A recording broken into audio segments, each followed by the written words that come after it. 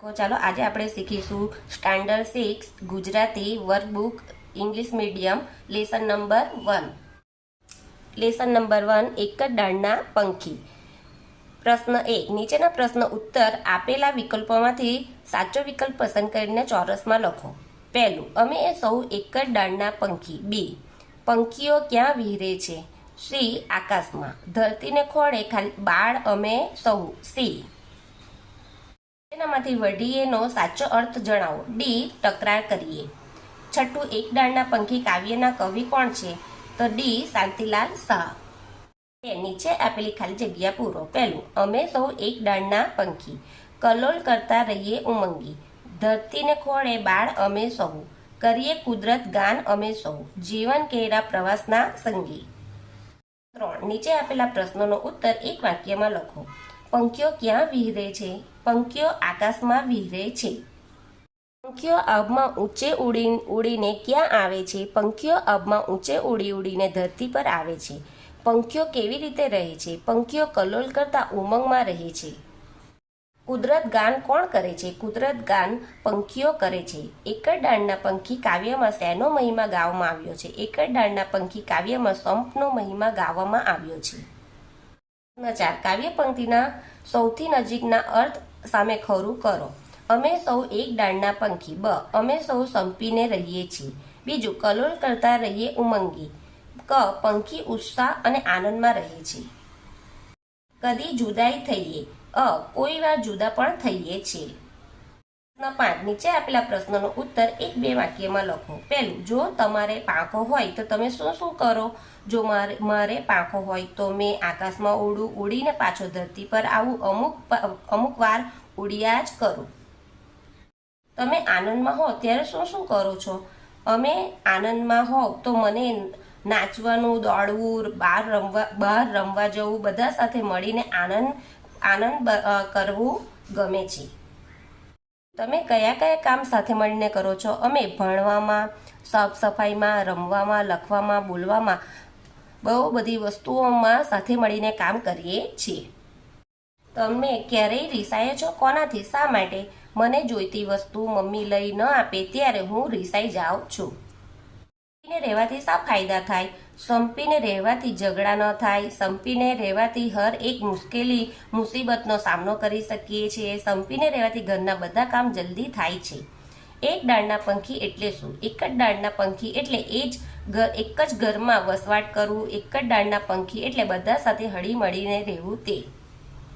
દુઃખમાં શા માટે સાથે રહેવું જોઈએ? સુખ દુઃખમાં એટલા માટે સાથે રહેવું જોઈએ, એક ઘરમાં કોઈ પણ મુસીબત આવે તો તેનો સામનો બધા સંપીને અને સાથે મળીને કરી શકીએ।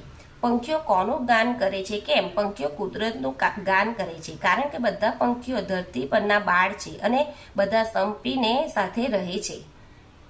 કેમ રહેવું જોઈએ? સંપીને રહેવાથી દરેક વસ્તુમાં સહેલાઈ થઈ જાય છે, સુખ દુઃખ વહેંચી શકીએ, મુશ્કેલીઓ સાથે મળીને તે દૂર કરી શકીએ, તેનો સામનો કરી શકીએ। છઠ્ઠું, કવિતામાંથી ઉદાહરણ મુજબ પંક્તિ શોધીને લખો। સારા કે માઠા સમયમાં સાથે રહેવું, લડીએ વળીએ કદી જુદાઈ થઈએ, હંમેશા સાથે જ રહીએ, તોય નિરંતર રહેતા સંપી। પ્રકૃતિના ગીત ગાવા, કરીએ કુદરત ગાન અમે સૌ, આપણે સૌ જીવનના મુસાફર, જીવન કેરા પ્રવાસના સંગી। કાવ્યના આધારે નીચેના વાક્યો ખરા છે કે ખોટા તે જણાવો। વાક્ય ખોટું હોય તો સુધારને અને સાચું વાક્ય લખો। બધા પક્ષીઓ સંપીને રહે છે, ખરું। પક્ષીઓ આકાશમાં સુખ દુઃખની વાતો કરે છે, ખોટું। પક્ષીઓ કદી પણ એકબીજા સાથે ઝઘડતા નથી, ખોટું। પક્ષીઓ મોટે ભાગે આનંદમાં રહે છે, ખરું। આપણે સાથે મળીને જીવવું જોઈએ, ખરું। પક્ષીઓ ઝાડ પર બેસી સુખ દુઃખની વાતો કરે છે। પક્ષીઓ કોઈક વાર એકબીજા સાથે ઝઘડો પણ કરે છે। 8મું નીચેના ફકરામાં ખાલી જગ્યા પૂરો। પક્ષીઓ કેવા સંપીને રહે છે? સતત ઉડાઉડ કરે છે, કલોલ કરે છે, એકબીજા સાથે ઝઘડે પણ છે, પરંતુ તરત પાછા ભાઈબંધી કરી લે છે। પક્ષીઓ પાસેથી આપણે શીખવા જેવું છે કે આપણે પણ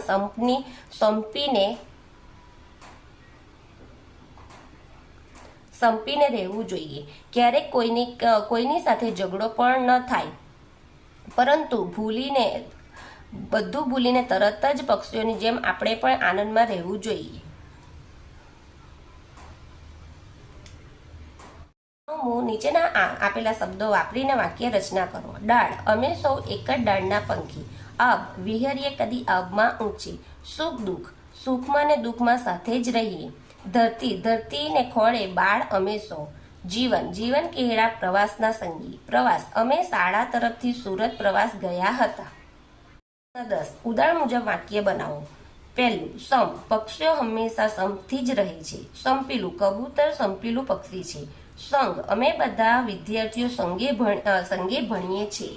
મારા પપ્પા હંમેશા મને સહકાર આપે છે.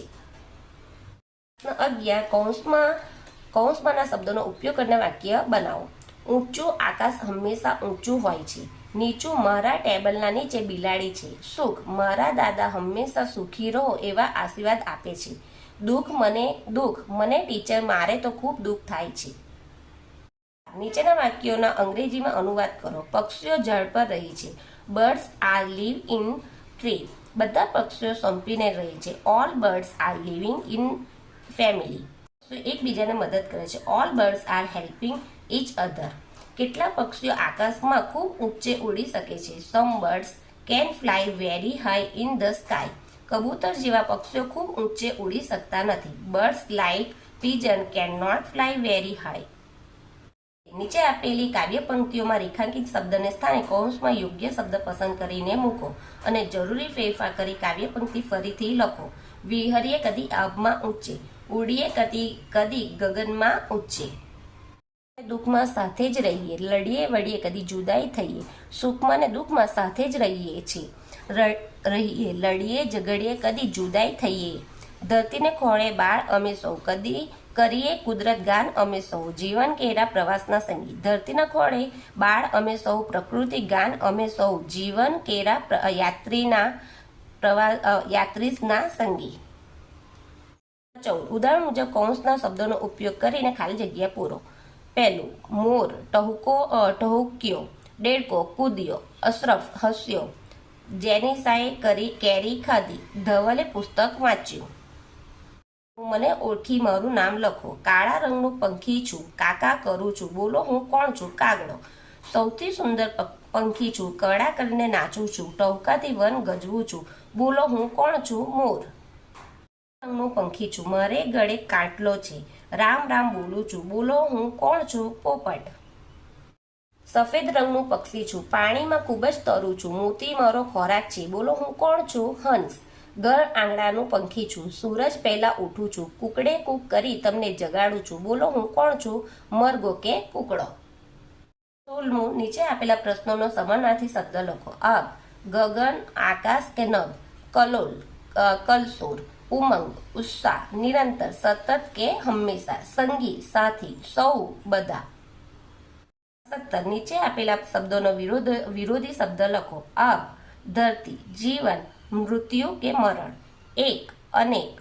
સુખ, દુઃખ. જો તમને આ વિડીયો ગમે તો મારા વિડીયોને લાઈક કરજો, શેર કરજો, સબસ્ક્રાઈબ કરજો. Thank you.